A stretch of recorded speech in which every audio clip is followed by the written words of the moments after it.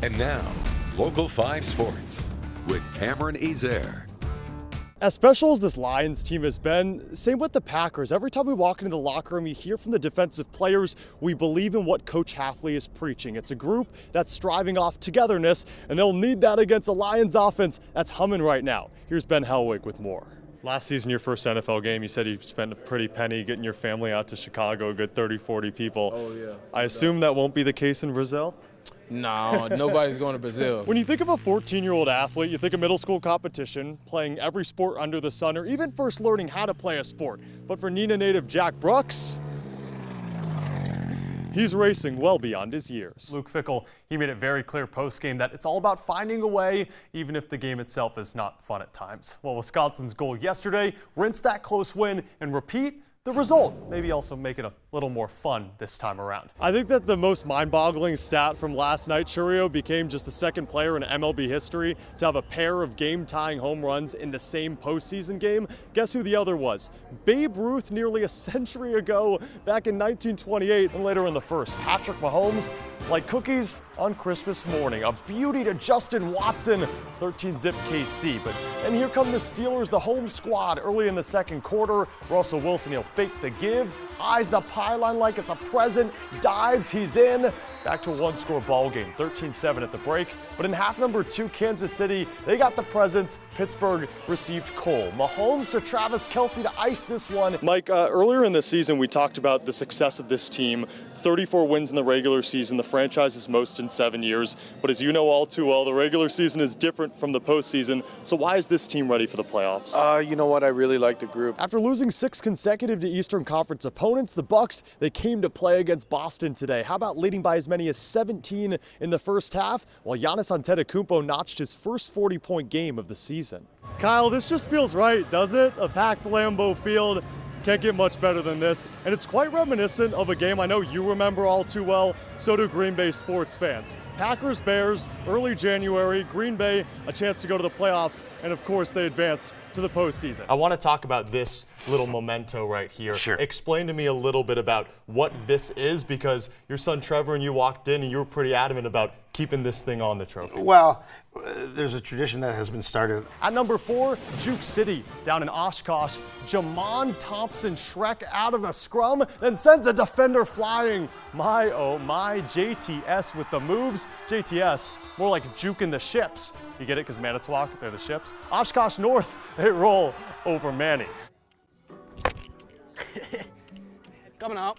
When you think of summer baseball in Green Bay, no one embodies it more than a local athlete whose last name couldn't be more fitting. To be here is honestly just truly a blessing. It's the best thing ever to be on a baseball diamond. It really is. This is year number 7 for Summers as part of the Blue Ribbons, formerly known as the De Pere Dodgers, an organization he leads in career games played with nearly 250, as well as stolen bases, walks, and runs scored. My grandpa would take me when the Billy Goats used to play, the Bullfrogs, and so now me being a fan to being a player it's pretty surreal. Getting goosebumps thinking about it right now. It's a full circle and it's amazing. A dream on the diamond that started when Griffin was just 2 and carried into his high school career down the road at Green Bay Preble before playing college ball in Illinois. And even though this summer will cap off Griffin's baseball dream, it's the perfect way to say goodbye on the field he's called home for so long. Well, I respect this organization and this field a lot. I owe my career to it a lot, honestly, basically the whole thing. So I'm just blessed that they give me the opportunity to come back every year and keep playing. Especially considering where Griffin was in November of 2022. 2 years ago now on Leo Frigo or Tower Drive Bridge, I rolled my car 5 times and had some pretty sustainable injuries. What was the first thing you thought about when the crash happened? Honestly, probably just my mom.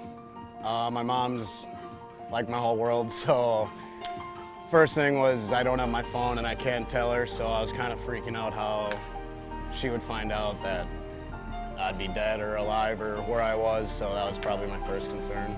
How did baseball help you get through all of that? Probably one of the only things to help me get through. Just feeling like home again and having sort of say a purpose after the crash and kind of being lost in life, it kind of brought me back to reality and brought me back to my roots. How emotional does it get you thinking back to that moment to where you are now? Trying to hold back some tears right now thinking about it, but words can't even explain it sometimes, man.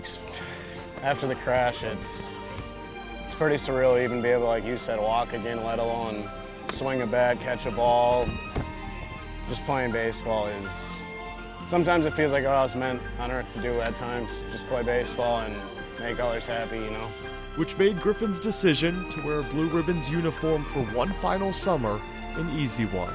I just wanted them to see me play one more year, especially after the crash, and life's very precious. If I can still play, it'd be a waste not to play in my eyes. So I figured, why not? Give it one more year, make some people happy, and I know it makes me happy, so that's the ultimate thing.